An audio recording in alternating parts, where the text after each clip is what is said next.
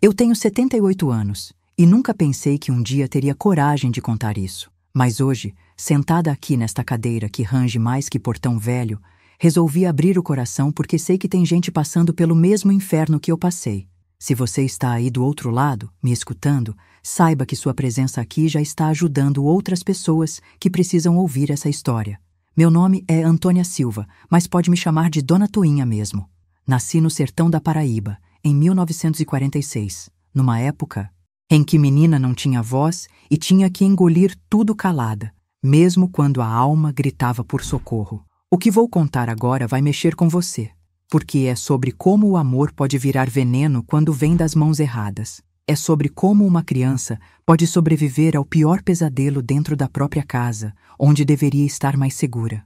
E se você está me ouvindo até aqui, já está fazendo parte dessa corrente de luz que pode salvar outras vidas. Por favor, se inscreva no canal, porque cada inscrição é uma forma de essa mensagem chegar a quem mais precisa ouvir. A primeira vez que senti o gosto do medo na boca, eu tinha apenas 6 anos. Foi numa tarde de domingo, quando o sol queimava forte lá fora e eu estava brincando com boneca de milho no chão de terra batida da nossa casa. Minha mãe, Dona Severina, veio até mim com aquele sorriso que eu aprendi a temer mais que trovão.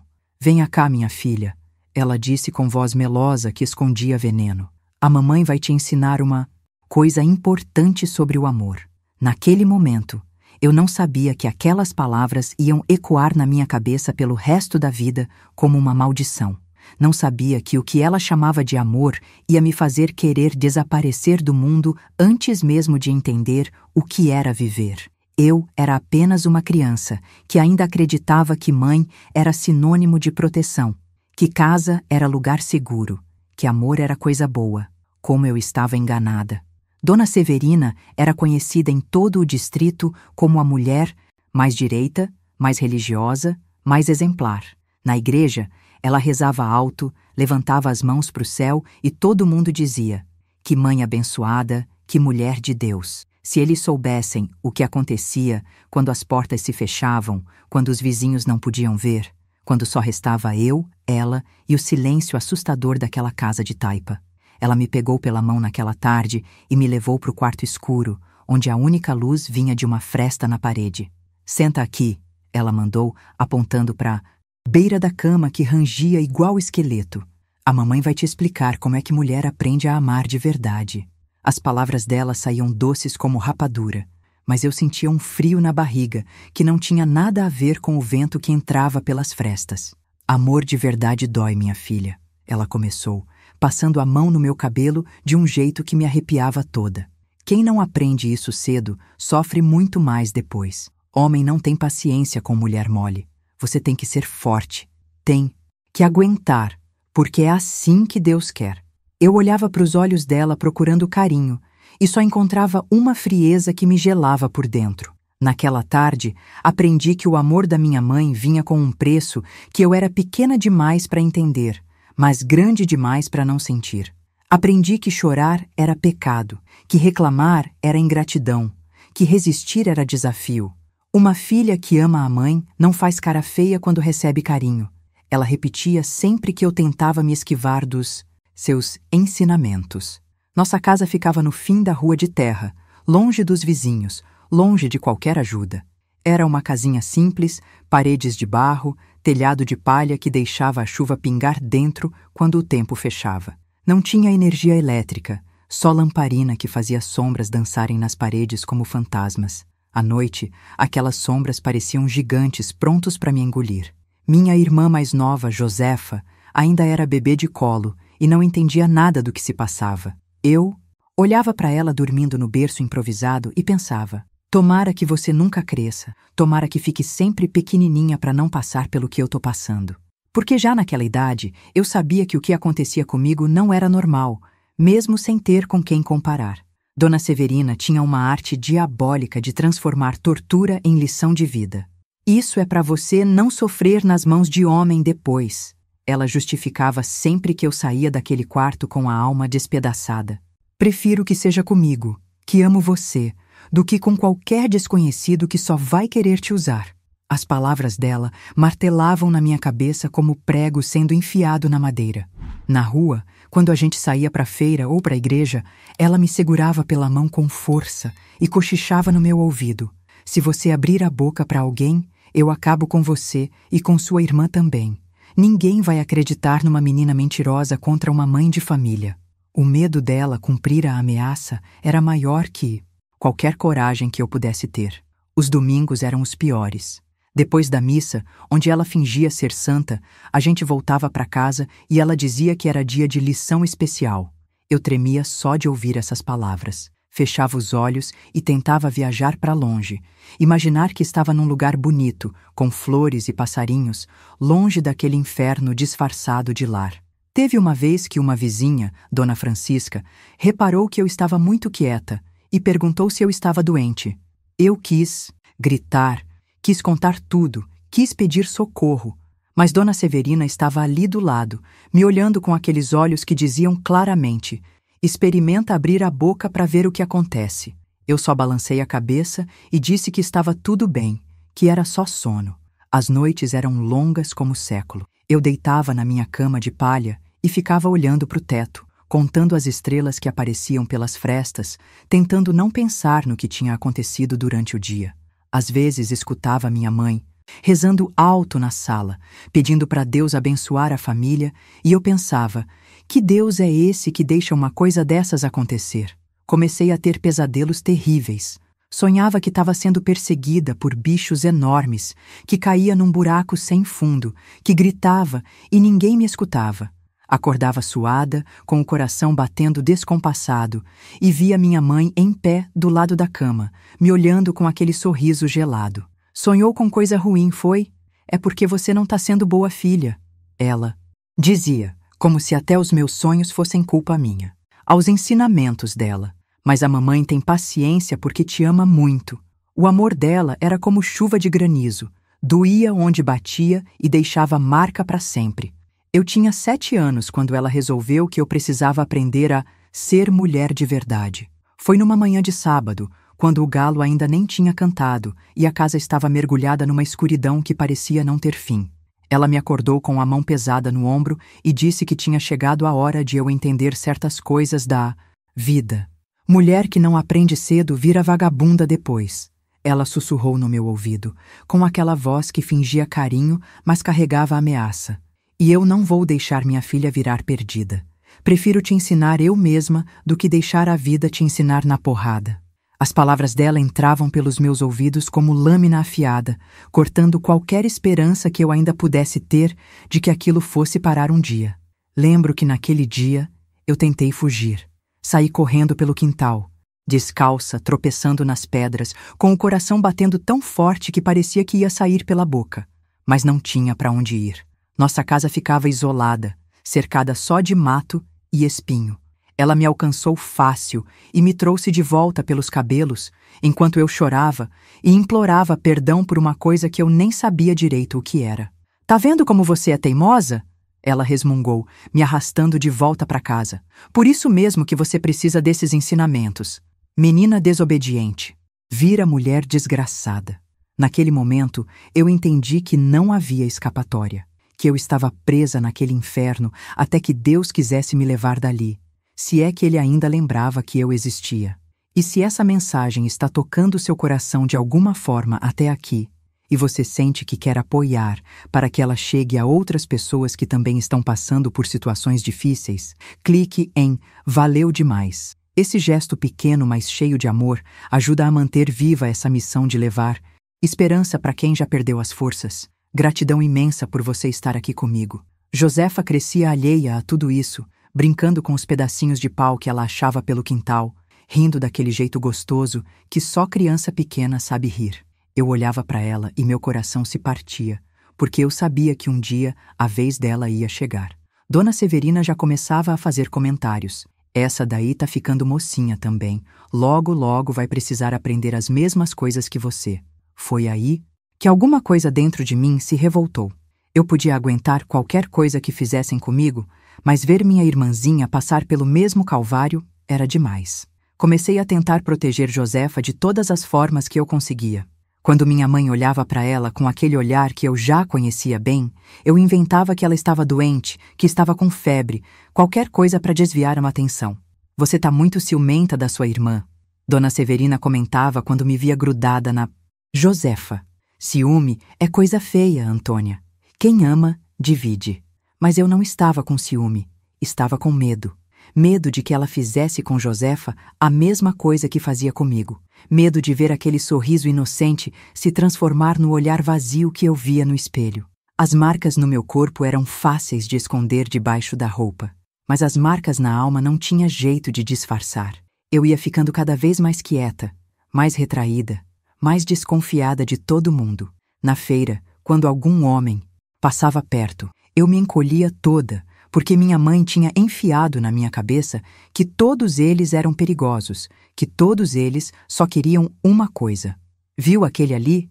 Ela apontava discretamente para os homens que passavam. Se você não tivesse aprendido comigo, ele ia fazer muito pior com você. Pelo menos eu faço com amor, com carinho. Eles fariam na brutalidade. E eu acreditava porque criança acredita no que a mãe diz, principalmente quando não tem mais ninguém no mundo para comparar. Dona Severina era mestra em manipulação. Ela sabia exatamente que corda tocar para me fazer obedecer. Quando eu tentava resistir, ela não partia logo para a violência. Primeiro vinha a chantagem emocional. Você não me ama mais, é? Ela perguntava com voz chorosa. Depois de tudo que eu faço por você, você me paga com ingratidão? Eu me sentia a pior criatura do mundo quando ela falava assim. Começava a chorar e pedir desculpa, mesmo sem saber direito do que. Eu amo sim. Mamãe, eu dizia entre soluços. Eu amo muito. E ela sorria daquele jeito falso e respondia. Então prove. Quem ama, obedece sem questionar. As vizinhas elogiavam minha mãe toda vez que a viam. Que mulher batalhadora, Dona Severina. Criando essas meninas sozinha, sempre tão bem comportadas, tão educadas. E ela sorria modesta, fingindo humildade. Ah, é só questão de dar educação desde cedo. Criança sem pulso fica perdida na vida. Se elas soubessem que tipo de educação era essa, tenho certeza que não falariam a mesma coisa. Mas naquela época, ninguém se metia na criação dos filhos dos outros. O que acontecia dentro de casa ficava dentro de casa, mesmo que fosse o inferno na terra. Eu comecei a desenvolver um medo terrível de escuro. Quando o sol se punha e a lamparina era acesa, meu coração disparava porque eu sabia que a noite era a hora preferida da minha mãe para os ensinamentos. Venha cá, Antônia. Ela chamava com aquela voz melosa que me dava arrepio. Está na hora da sua lição. Tentei várias vezes fingir que estava dormindo, mas ela sempre descobria. Não adianta se fazer de morta, ela dizia, me balançando até eu abrir os olhos. Quem dorme cedo demais é porque está tramando alguma coisa. Não tinha escapatória. Eu podia tentar correr, podia tentar me esconder, podia tentar gritar. No final, sempre acabava naquele quarto escuro, contando as tábuas do teto para tentar esquecer do que estava acontecendo. Eu fui crescendo com a alma machucada, como planta que tenta nascer em terra seca. Aos 9 anos, eu já carregava nos ombros um peso que muita gente adulta não consegue aguentar. Minha infância tinha virado uma guerra silenciosa, onde eu sempre saía perdendo, mas ainda assim continuava lutando, porque no fundo do peito tinha uma coisinha pequena que insistia em acreditar que um dia as coisas iam mudar. Dona Severina começou a ficar mais exigente conforme eu ia crescendo. Você já tá mocinha, ela dizia, me olhando de um jeito que me dava nojo. Precisa aprender coisas mais importantes agora. Eu tremia só de pensar no que poderia ser pior do que já era. Descobri que sempre tem um degrau mais baixo no inferno. Sempre tem uma dor maior que a anterior. Foi nessa época que ela começou a trazer visitas em casa. Homens estranhos que ela dizia ser amigos da família, mas que me olhavam com o mesmo olhar que ela. Dona Severina, essa é sua filha mais velha? Eles perguntavam, e ela respondia orgulhosa. É sim, tô criando ela direitinho como mulher de respeito. O jeito que eles falavam, mulher de respeito, me arrepiava toda, porque eu sentia que tinha coisa errada por trás. Uma noite, um desses homens ficou para jantar. Ele era gordo, sujo, com dentes podres e hálito que fedia a cachaça. Durante a refeição, ele não parava de me olhar e fazer comentários baixinhos para minha mãe. Eu não conseguia comer nada, só ficava mexendo a comida no prato, com a barriga embrulhada e o coração batendo descompassado. Depois do jantar, minha mãe mandou Josefa dormir cedo e me chamou na sala. Antônia, venha cá que eu quero conversar com você. O homem estava sentado numa cadeira velha, me olhando com aqueles olhos pequenos e maliciosos. Seu Genésio aqui é um homem muito bom, ela começou. Ele pode ajudar nossa família, mas primeiro precisa ver se você aprendeu direitinho as lições que eu te ensinei. Naquele momento, eu entendi que minha mãe estava me entregando como se eu fosse um pedaço de carne no açougue. Meu mundo desabou de uma vez. Eu sempre soube que ela era ruim, mas nunca imaginei que pudesse ser tão miserável a ponto de usar a própria filha para conseguir favores. Não, mamãe, eu implorei. Por favor, não faça isso comigo. Mas ela nem me escutou. Seus olhos brilhavam de ganância enquanto conversava baixinho com o homem sobre acertos e ajudas. Eu era apenas uma moeda de troca na mão dela, uma coisa que podia ser negociada quando fosse conveniente. Naquela noite, aprendi que existem mães que são piores que qualquer estranho na rua. O que aconteceu depois dessa noite, eu prefiro não contar em detalhes, porque tem dor que não precisa ser reaberta para ser lembrada. Só posso dizer que foi a noite mais longa da minha vida. Uma noite que pareceu durar anos inteiros. Quando o homem foi embora, de madrugada, eu fiquei encolhida num canto do quarto, abraçada nos joelhos, sentindo que tinha morrido por dentro. Minha mãe apareceu com uma moeda na mão e um sorriso satisfeito no rosto. Viu como você é importante para a família? Ela disse, como se tivesse me fazendo um favor. Agora a gente vai poder comprar umas coisas que estava precisando. Eu olhei para aquela moeda e senti uma revolta tão grande que quis pegar ela e enfiar goela abaixo da mulher que me deu à luz. Depois daquela noite, outros homens começaram a aparecer, sempre com a mesma desculpa de ser amigos, sempre com os mesmos olhares nojentos, sempre deixando suas moedas sujas antes de ir embora. Eu virei um negócio nas mãos da minha própria mãe, uma fonte de renda que ela explorava sem o menor remorso. E se você chegou até aqui nessa história e está sentindo que essa dor toda faz sentido na sua vida, que de alguma forma essas palavras estão tocando feridas suas também, eu quero te pedir uma coisa do fundo do meu coração. Se inscreva neste canal. Cada pessoa que se inscreve aqui é mais uma luz, acesa para iluminar o caminho de quem ainda está perdido na escuridão. E se essa mensagem está mexendo com você de verdade, se está fazendo você lembrar de coisas que talvez tenha guardado lá no fundo da alma, deixe aqui nos comentários uma palavra, um desabafo, qualquer coisa que esteja pesando no seu peito. Às vezes, dividir a dor é o primeiro passo para começar a curar. Você não está sozinho nessa caminhada. Josefa começou a perceber que alguma coisa muito errada estava acontecendo.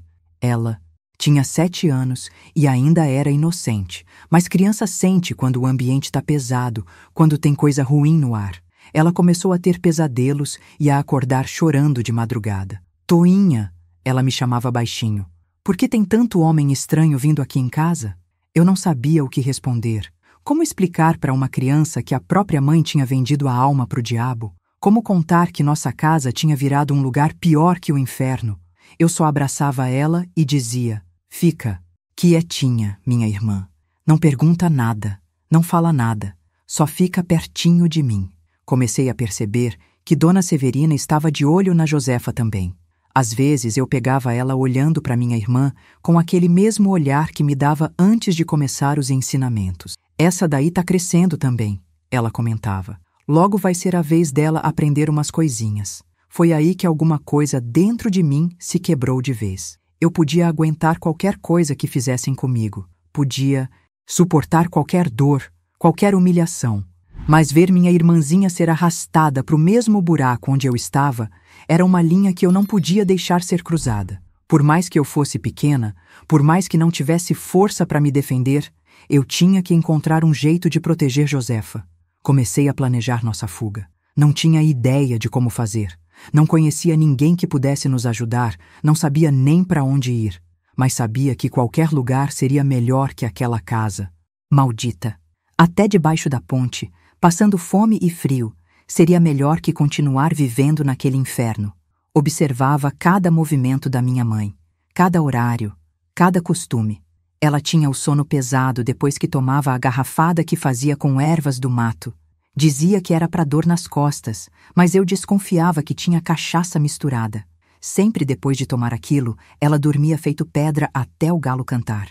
Gente se permite sonhar, a queda dói muito mais. Mas mesmo assim, eu não conseguia parar de imaginar como seria a vida longe daquela casa, longe daquela mulher que me deu a luz só para me entregar para o sofrimento. Toda noite, depois que os barulhos da casa se calavam e só restava o canto dos grilos lá fora, eu ficava acordada planejando nossa fuga, pensando em cada detalhe, em cada possibilidade. Dona Severina começou a ficar mais desconfiada.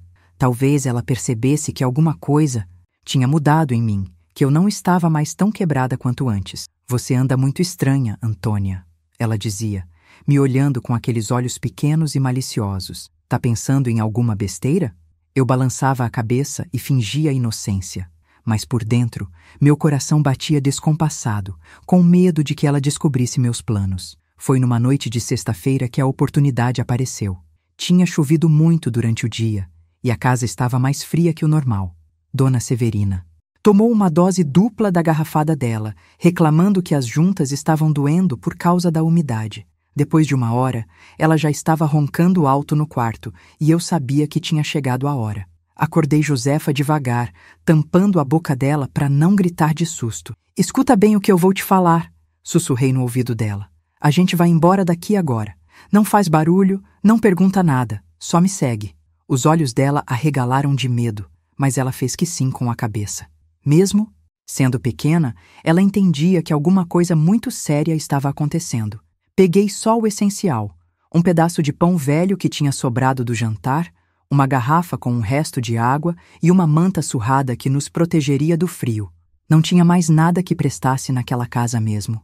Nossa riqueza toda era a esperança de que existisse um lugar melhor em algum canto do mundo. Abrir a porta foi o momento mais tenso. Aquelas dobradiças velhas sempre faziam barulho, e eu tinha certeza de que o rangido ia acordar minha mãe. Empurrei devagar, centímetro por centímetro, rezando para todos os santos que eu conhecia. Quando finalmente conseguimos sair, o vento frio da madrugada bateu no nosso rosto como um beijo de liberdade. Caminhamos pela estrada de terra, descalças, tropeçando nos buracos, mas com o coração cheio de uma esperança que eu não sentia há anos. Josefa segurava minha mão com força, confiando em mim como se eu fosse a pessoa mais sábia do mundo. Eu nem sabia para onde estávamos indo, mas sabia que qualquer direção era melhor que voltar para trás. Andamos a noite toda. Quando o sol começou a nascer, paramos debaixo de uma árvore grande para descansar um pouco. Josefa estava com fome e sede, mas não reclamou nenhuma vez. A gente vai ficar bem, não vai, Toinha? Ela perguntou, e eu respondi com uma certeza que não sabia se tinha. Vai sim, minha irmã. A gente vai ficar bem. Foi aí que vimos uma casinha simples no meio do mato, com fumaça saindo da chaminé. Parecia que tinha gente acordada, alguém que talvez pudesse nos ajudar. Meu coração disparou. E se fossem pessoas ruins? E se quisessem nos entregar de volta para minha mãe? Mas a fome e o cansaço eram maiores que o medo. Batemos na porta com timidez. Quem abriu foi uma senhora já idosa, cabelos brancos presos num coque, avental sujo de farinha e um olhar bondoso que eu não estava acostumada a ver. Meu Deus do céu! Ela exclamou quando nos viu. Que é isso? Meninas, de onde vocês vieram? Eu comecei a chorar sem conseguir parar. Não conseguia falar, só conseguia soluçar enquanto Josefa se escondia atrás de mim. A senhora, que depois soubemos se chamar Dona Quitéria, nos fez entrar sem fazer mais perguntas. Nos deu leite quente, pão com manteiga e um carinho que eu tinha esquecido que existia no mundo. Vocês fugiram de casa, não foi? Ela perguntou com voz calma. Eu fiz que sim com a cabeça, ainda sem conseguir falar direito. E não. Querem voltar? Balancei a cabeça com desespero. Não se preocupem, ela disse, passando a mão no meu cabelo. Aqui vocês estão seguras. E se essa mensagem está tocando fundo no seu coração até aqui, se você sente que quer apoiar essa missão de levar esperança para quem mais precisa, clique em Valeu demais. Esse gesto, por menor que pareça, Ajuda a manter viva essa corrente de luz que pode salvar outras vidas. É graças a pessoas como você que histórias como essa podem chegar a quem ainda está perdido na escuridão. Dona Quitéria era viúva, não tinha filhos e vivia sozinha naquela casinha no meio do nada. Ela nos acolheu como se fôssemos netas dela, sem pedir explicação, sem fazer julgamento. Só ofereceu amor puro, daquele tipo que eu pensava que não existia mais no mundo. Nos primeiros dias, eu vivia em pânico, esperando a qualquer momento ver Dona Severina aparecer na porta para nos buscar. Cada barulho estranho me fazia pular de susto. Cada sombra na janela parecia a silhueta da minha mãe vindo nos levar de volta para o inferno. Mas os dias foram passando e nada aconteceu. Ela nem deve ter percebido que vocês fugiram, Dona Quitéria comentou um dia. Gente ruim assim só pensa em si mesma. E talvez ela estivesse certa. Talvez minha mãe tivesse ficado mais preocupada em explicar para os clientes por que eu não estava mais disponível do que em procurar onde estávamos. Josefa se adaptou mais rápido que eu. Criança tem essa facilidade de esquecer o ruim quando encontra coisa boa. Logo, ela já estava correndo pelo quintal, brincando com as galinhas, rindo daquele jeito gostoso que eu tinha tanto saudade de ouvir. Eu ficava olhando ela brincar e chorando de emoção, porque finalmente minha irmãzinha podia ser criança de verdade. Comigo foi mais difícil. Os traumas não se apagam da noite para o dia, e eu vivia com medo de que aquela bondade toda fosse só uma armadilha. Toda vez que Dona Quitéria se aproximava de mim com carinho, eu me encolhia automaticamente, esperando a dor que sempre vinha depois. Demorou meses para eu conseguir acreditar que existia amor sem sofrimento, carinho sem interesse. Dona Quitéria nunca perguntou detalhes do que tinha acontecido com a gente, mas eu sabia que ela desconfiava. Às vezes eu pegava ela me olhando com uma tristeza profunda nos olhos, como se conseguisse imaginar o inferno que deixamos para trás. Vocês não precisam falar nada, ela disse uma vez. O importante é que agora estão seguras. As pessoas vinham de longe procurar ela para curar dor de barriga, para benzer quebranto, para ajudar no parto dos bebês. Eu ficava observando ela trabalhar, vendo como tratava todo mundo com o mesmo carinho, a mesma dedicação. Deus me deu esse dom para ajudar, ela dizia. E vocês duas são parte da minha missão também. Ela nunca nos tratou como peso ou como favor que estava fazendo. A gente era família para ela, e ela deixava isso claro em cada gesto, em cada palavra. Minhas meninas, ela nos chamava, e meu coração se aquecia toda vez que ouvia isso. Pela primeira vez na vida, eu me sentia pertencendo a algum lugar, sendo querida de verdade. Comecei a ajudar Dona Quitéria com os afazeres da casa e com o trabalho dela. Aprendia a fazer chás medicinais, a benzer pessoas com dor, a cuidar das mulheres que vinham dar à luz. Era um conhecimento sagrado que ela passava para mim com carinho de avó, ensinando neta. Você tem mãos boas para curar, ela dizia. Quem sofreu, muito tem o coração mais sensível para a dor dos outros. Josefa crescia forte e saudável, longe dos fantasmas que assombraram nossa infância. Ela frequentava uma escolinha que ficava a 2 quilômetros dali e chegava em casa contando as coisas que tinha aprendido, os amiguinhos que tinha feito. Ver ela feliz era o remédio mais poderoso para curar as feridas da minha alma. Eu também aprendi a ler e escrever com Dona Quitéria. Nas noites de lamparina, depois que o trabalho do dia acabava, ela pegava uma cartilha velha e me ensinava as letras. Conhecimento é a única coisa que ninguém pode roubar de você, ela dizia. E eu me agarrava naqueles ensinamentos como quem se agarra numa tábua de salvação. Os anos foram passando e eu fui me transformando de menina quebrada em mulher forte. Aos 16 anos, eu já ajudava a Dona Quitéria em todos os partos da região. Já sabia fazer todos os remédios caseiros. Já tinha fama de ter mãos abençoadas para curar.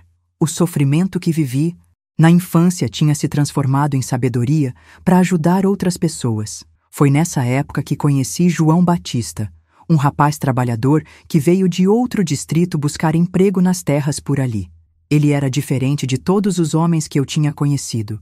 Tinha olhar limpo, fala mansa, jeito respeitoso. Mesmo assim, no começo eu fugia dele como o diabo foge da cruz, porque tinha aprendido a desconfiar de qualquer homem que se aproximasse. Dona Quitéria percebeu meu medo e conversou comigo com aquela sabedoria dela. Minha filha, ela disse, nem todo homem é ruim como aqueles que você conheceu. Existe gente boa no mundo, gente que sabe amar sem machucar. Mas era difícil acreditar nisso quando minha experiência tinha me ensinado o contrário. João Batista era paciente. Ele vinha na casa de Dona Quitéria pedir remédio para dor nas costas depois do trabalho pesado. Mas eu sabia que era desculpa para me ver. Ficava conversando na varanda, contando histórias da terra, dele, falando dos sonhos que tinha de constituir família. Eu escutava calada, com o coração batendo descompassado, dividida entre o medo e uma vontade estranha de acreditar que ele era diferente. Levou meses até eu conseguir trocar mais que 2 palavras com ele, e mais meses ainda até eu deixar ele segurar minha mão.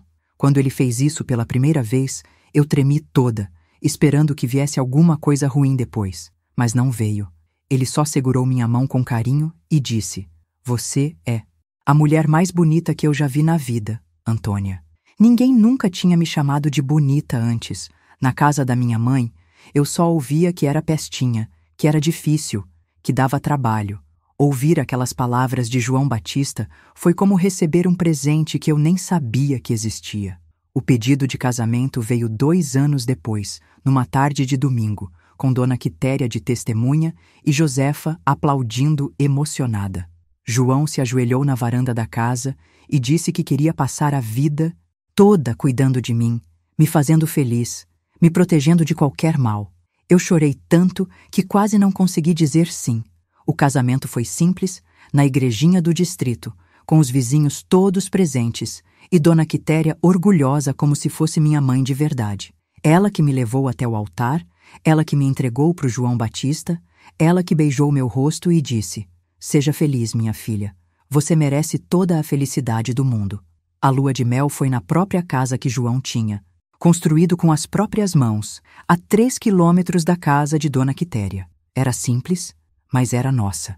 E pela primeira vez na vida, eu estava numa casa onde podia ser verdadeiramente feliz, onde ninguém ia me machucar, onde o amor era de verdade. Na primeira noite como mulher casada, eu estava aterrorizada. Toda a minha experiência com intimidade tinha sido traumática, violenta, nojenta. João percebeu meu medo e disse algo que eu nunca vou esquecer. "Antônia, a gente só vai fazer o que você quiser, no tempo que você quiser. Eu vou esperar você se sentir segura, mesmo que seja o resto da vida." Chorei copiosamente naquela noite, mas eram lágrimas de alívio, de gratidão, de uma felicidade que eu nem sabia que era possível sentir. Finalmente, eu tinha encontrado um homem que sabia que amor verdadeiro não machuca, não força, não humilha. João me ensinou que intimidade podia ser bonita, podia ser carinhosa, podia ser uma festa entre 2 pessoas que se amam. Josefa continuou morando com Dona Quitéria, mas vinha nos visitar todo fim de semana. Ela tinha virado uma moça linda, estudava na escola da cidade grande e falava em ser professora quando crescesse. Ver minha irmãzinha com tanto futuro pela frente me enchia de orgulho e gratidão por ter tido coragem de tirá-la daquele inferno. Os filhos começaram a chegar logo depois. Primeiro veio Maria, depois Antônio, depois José. Cada um deles que nascia era uma prova de que Deus tinha me perdoado pelos pecados que eu nem sabia que tinha cometido.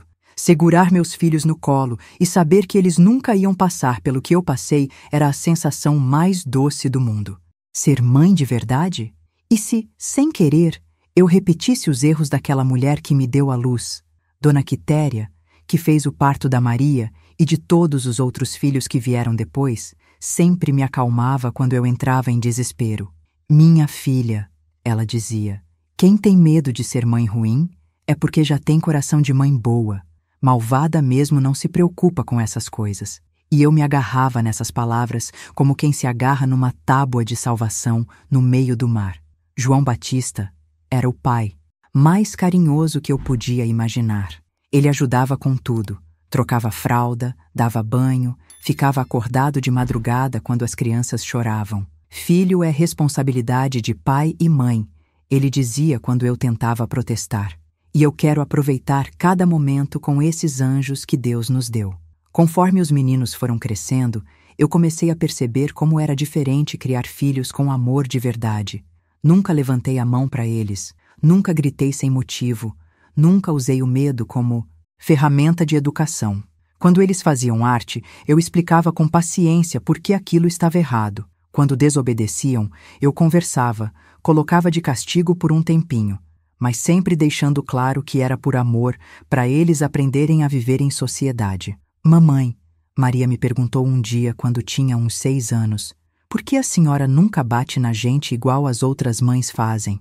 Meu coração apertou, porque eu sabia que ela estava se referindo às vizinhas que educavam os filhos na base da chinelada. Porque bater não ensina nada de bom, minha filha, respondi. Quem bate está descontrolado, e pai e mãe têm que ser exemplo de controle para os filhos. Ensinar meus filhos sobre o corpo e sobre a vida foi um dos maiores desafios. Quando eles começaram a fazer perguntas sobre de onde vêm os bebês, sobre as diferenças entre menino e menina, eu tremia toda, lembrando de como esses assuntos tinham sido distorcidos na minha infância. Mas Dona Quitéria me ajudou a encontrar as palavras certas. Explique com naturalidade. Ela me orientava.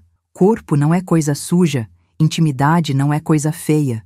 O que é sujo é quando gente malvada usa isso para fazer mal. E assim, eu fui ensinando meus filhos que o corpo deles era sagrado, que ninguém podia tocar sem permissão, que eles podiam conversar comigo sobre qualquer coisa sem medo de castigo. A comunidade toda respeitava nossa família. João Batista tinha fama de homem trabalhador e honesto. Eu era conhecida como a parteira que herdou o dom de Dona Quitéria, e nossos filhos eram elogiados por serem bem educados e respeitosos. Era uma vida simples, mas cheia de significado, cheia de paz. Josefa se casou quando tinha 20 anos, com um professor que veio trabalhar na escola da cidade grande. O casamento dela foi uma festa linda, com todo mundo da região presente. Vê-la no altar, radiante de felicidade, me fez lembrar de como éramos 2 meninas quebradas fugindo no meio da madrugada. O contraste era tão grande que eu chorei de emoção durante a cerimônia inteira. Obrigada por ter me salvado, Toinha. Ela me disse no dia do casamento, me abraçando com força. Se você não tivesse tido coragem de me tirar daquela casa, eu nunca teria conhecido a felicidade. Eu respondi que tinha sido Deus quem nos salvou, mandando Dona Quitéria para o nosso caminho. E se você está me acompanhando até aqui, sentindo cada palavra dessa história no fundo do seu coração, eu quero te fazer um pedido especial. Clique em Valeu Demais para apoiar essa missão de levar esperança para quem mais precisa. Cada gesto de carinho como esse ajuda essa mensagem a chegar em outras pessoas que talvez estejam vivendo situações parecidas com a que eu vivi. Sua generosidade pode ser a luz que alguém estava precisando para não desistir. Os anos foram passando e eu me tornei referência na região como parteira e benzedeira. As mulheres vinham de longe procurar meus cuidados, principalmente aquelas que estavam passando por situações difíceis. Era como se elas sentissem que eu entendia a dor delas de um jeito especial, que eu sabia como era carregar feridas invisíveis. Teve uma moça, Raimunda, que chegou na minha casa grávida de 7 meses, toda machucada, fugindo do marido que batia nela. Ela me lembrou tanto de mim mesma naquela madrugada em que fugi com Josefa, que meu coração se partiu. Acolhi ela sem fazer pergunta, cuidei dela até o bebê nascer e ajudei a começar uma vida nova, longe daquele homem violento. Dona Antônia, ela me disse um dia, a senhora salvou minha vida e a do meu filho. Como posso agradecer? Respondi que a melhor forma de agradecer era sendo feliz e ajudando outras mulheres que passassem pela mesma situação. A gente que sofreu tem a obrigação de estender a mão para quem ainda está sofrendo. Expliquei. Casos como o da Raimunda se repetiram várias vezes ao longo dos anos. Minha casa virou refúgio para mulheres em situação de violência, para mães solteiras rejeitadas pela família, para crianças órfãs que precisavam de um lar temporário. João Batista nunca reclamou. Pelo contrário, ele me apoiava em todas essas missões de caridade. Você tem um coração grande demais, Antônia, ele dizia, mas é por isso que eu me apaixonei por você. E eu sabia que era verdade. O sofrimento que vivi na infância, em vez de me endurecer, tinha me dado uma compaixão profunda por quem estava passando dor. Dona Quitéria foi envelhecendo, mas continuou sendo minha conselheira em tudo. Quando eu tinha dúvida sobre como lidar com algum caso difícil, quando os fantasmas do passado voltavam a me assombrar, era com ela que eu conversava. Você virou a mulher que eu sempre soube que podia ser, ela me disse uma vez. Transformou sua dor em cura para outras pessoas. Meus filhos cresceram sabendo da importância de ajudar o próximo, de estender a mão para quem precisa. Maria virou professora e se especializou em cuidar de crianças com dificuldades de aprendizado. Antônio seguiu os passos do pai e virou carpinteiro, mas sempre dedicava um tempo para construir casas para famílias carentes. José se tornou enfermeiro e trabalhava no hospital da cidade grande, cuidando dos pacientes mais pobres. Ver meus filhos escolhendo profissões que ajudam outras pessoas me enchia de orgulho. Era a prova de que o ciclo de maldade tinha sido quebrado definitivamente, que no lugar do ódio e da violência, eu tinha conseguido plantar amor e compaixão. Eles não sabiam todos os detalhes da minha infância. Algumas dores são pesadas demais para carregar, mas sabiam que eu tinha passado por dificuldades e que isso me ensinou a valorizar a bondade. Vida tinha tido. De menina quebrada e sem esperança, eu tinha me tornado uma mulher respeitada, mãe de família, referência na comunidade. Era como se Deus tivesse reescrito minha história com letra de ouro. Josefa também tinha construído uma família linda. Ela e o marido tiveram 3 filhos, todos estudiosos, todos encaminhados na vida. Ela virou diretora da escola onde estudou quando criança e era conhecida por ter um carinho especial pelas crianças mais carentes. Aprendi com minha irmã que todo mundo merece uma segunda chance. Ela dizia quando perguntavam por que se dedicava tanto aos alunos problemáticos. Nossos filhos se casaram e começaram a nos dar netos. A primeira netinha foi a pequena Quitéria, filha da Maria, que nasceu no mesmo dia em que nossa dona Quitéria completou 80 anos. É sinal de que os anjos estão passando o bastão, dona Quitéria disse quando soube, com aquele sorriso doce que iluminava qualquer ambiente. Ver meus netos crescendo, livres, soltos, felizes, era a maior prova de que o pesadelo do passado tinha ficado definitivamente para trás. Eles corriam pelo quintal, subiam em árvore, faziam arte, e eu ficava observando com o coração cheio de gratidão. Nenhum deles ia conhecer o medo que eu conheci, nenhum deles ia ter a infância roubada como aconteceu comigo. Dona Quitéria partiu quando eu tinha 55 anos, numa manhã tranquila de domingo, dormindo na cama dela como quem simplesmente decide que é hora de descansar. Ela tinha 92 anos e até o último dia manteve a lucidez e a bondade que a caracterizavam. O velório dela reuniu centenas de pessoas de toda a região, gente que ela tinha ajudado a nascer, que ela tinha curado, que ela tinha consolado. Ela foi anjo na terra, o padre disse na missa de corpo presente. E não era exagero. Dona Quitéria tinha sido instrumento de Deus para salvar 2 crianças perdidas e transformá-las em mulheres que seguiram espalhando o bem por onde passaram. Sua morte foi uma perda enorme, mas também uma celebração de uma vida bem vivida. Herdei a casa dela e transformei num centro de acolhimento para mulheres e crianças em situação de risco. Com a ajuda dos meus filhos e de várias pessoas da comunidade, organizamos um lugar onde quem estivesse passando por violência doméstica pudesse encontrar refúgio temporário e ajuda para recomeçar a vida. Casa de Dona Quitéria foi o nome que demos ao projeto. Era a nossa forma de honrar a memória da mulher que nos salvou e continuar a missão dela de estender a mão para quem precisa. O local tinha quartos simples, uma cozinha comunitária, uma sala para conversas e orientações e um quintal grande onde as crianças podiam brincar seguras. O movimento cresceu mais do que a gente imaginava. Assistentes sociais da capital começaram a encaminhar casos para nós. Outros municípios pediram ajuda para criar projetos parecidos. E até jornalistas vieram fazer reportagens sobre o trabalho que estávamos desenvolvendo.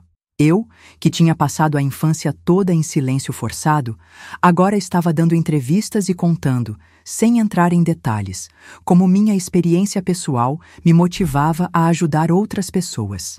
Foi numa dessas entrevistas que uma jornalista me perguntou se eu não tinha vontade de procurar Dona Severina, de saber o que tinha acontecido com ela depois que fugi. Não, respondi sem hesitar. Aquela parte da minha vida está enterrada. Meu passado me ensinou muitas coisas, mas eu não preciso revisitá-lo para continuar vivendo. A verdade é que às vezes eu me pegava pensando nela, me perguntando se ela tinha continuado fazendo mal para outras crianças, se tinha se arrependido de alguma coisa, se tinha tido uma velhice sofrida como merecimento pelos crimes que cometeu. Mas essas curiosidades duravam pouco. Eu tinha aprendido que remoer o passado é desperdício do presente que Deus nos dá. João Batista foi meu companheiro em todas essas empreitadas.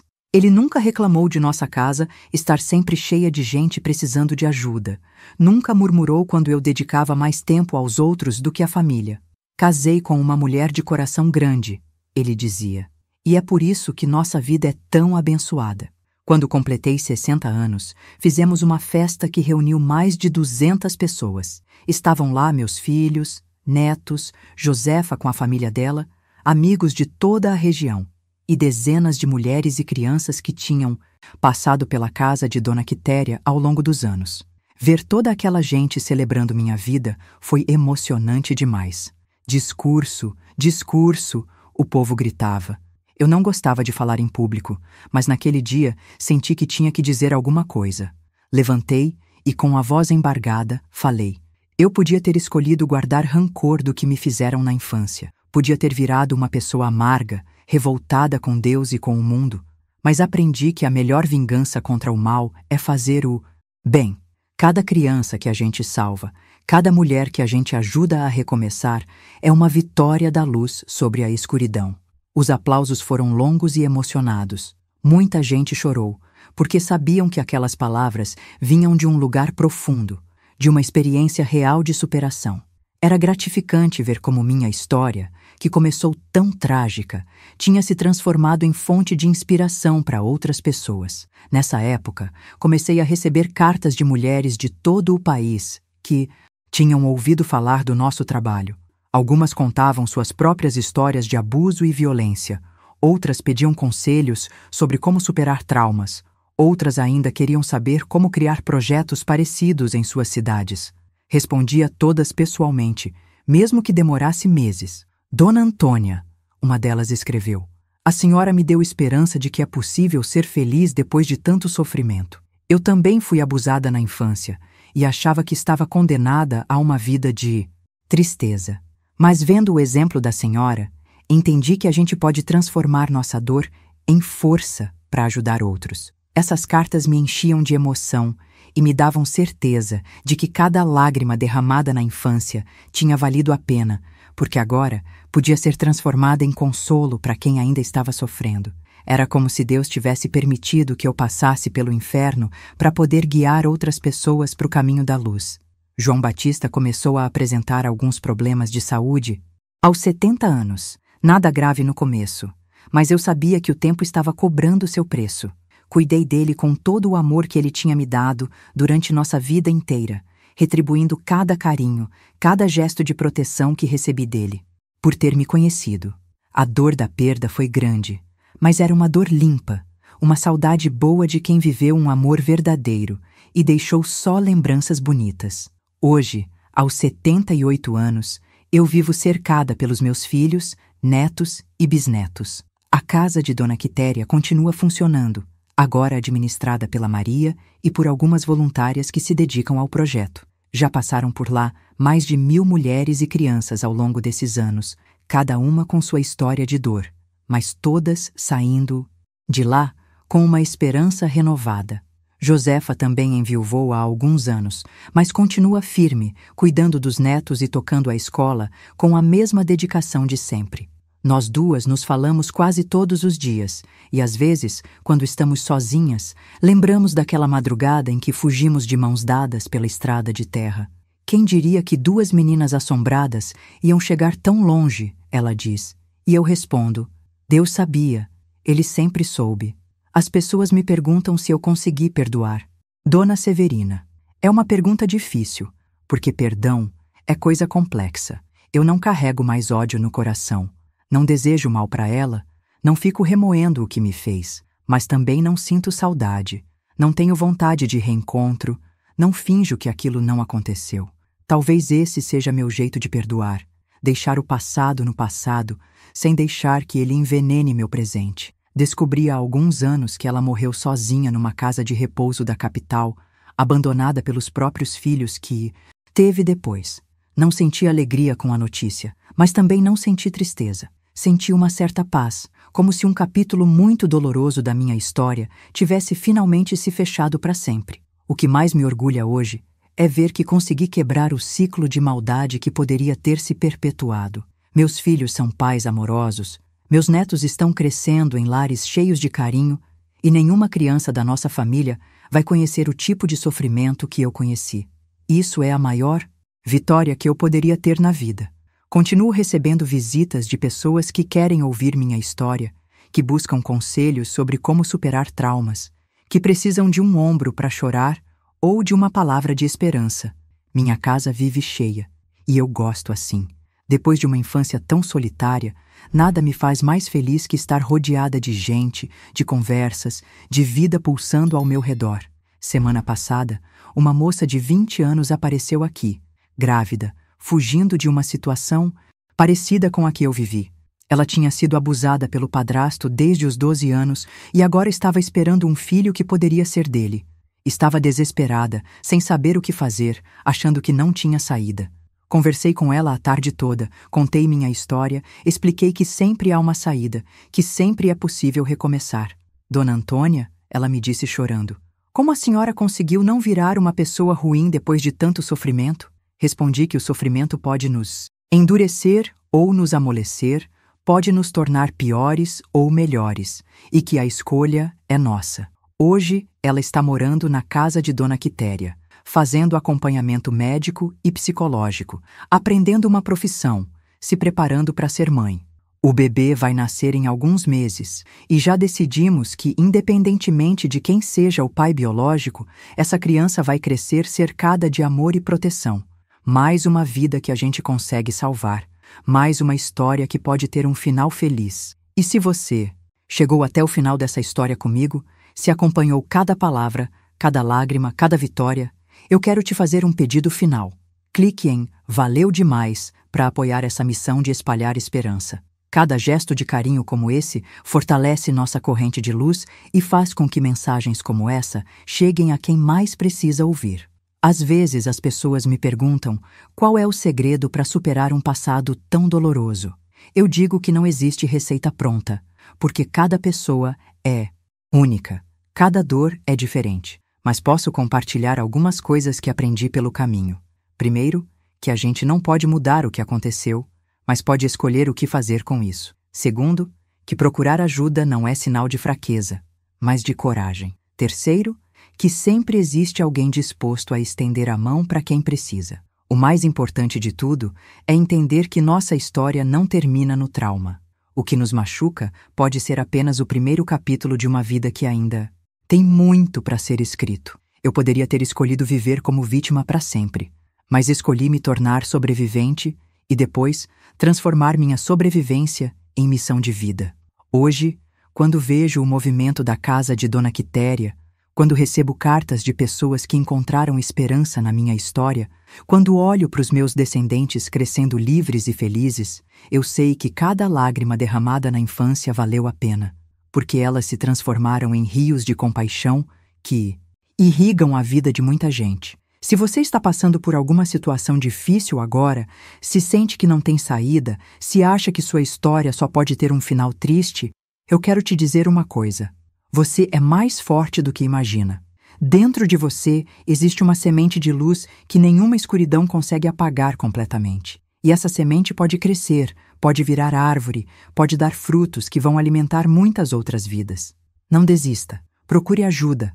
Converse com alguém de confiança. Denuncie se for preciso.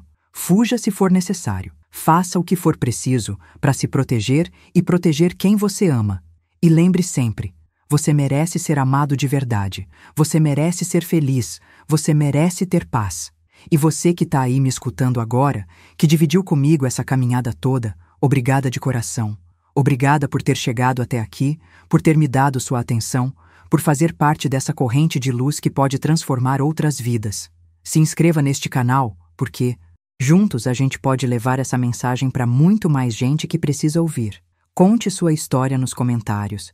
se sentir vontade. Às vezes, dividir nossa dor é o primeiro passo para começar a curá-la. E se essa história tocou seu coração de alguma forma, se te fez refletir sobre alguma coisa, se te deu esperança ou te fez chorar, me conta também. Suas palavras podem ser o remédio que alguém está precisando. A vida é um presente sagrado, mesmo quando vem embrulhada em papel de sofrimento. O que importa não é o embrulho, mas o tesouro que tem dentro. E o tesouro da vida é sempre a possibilidade de recomeçar, de ser melhor, de amar e ser amado de verdade. Que Deus abençoe você, que a paz esteja sempre no seu coração e que sua história, seja ela qual for, tenha um final lindo como o meu teve. Um abraço apertado dessa velha que aprendeu que o amor verdadeiro existe e que vale a pena lutar por ele.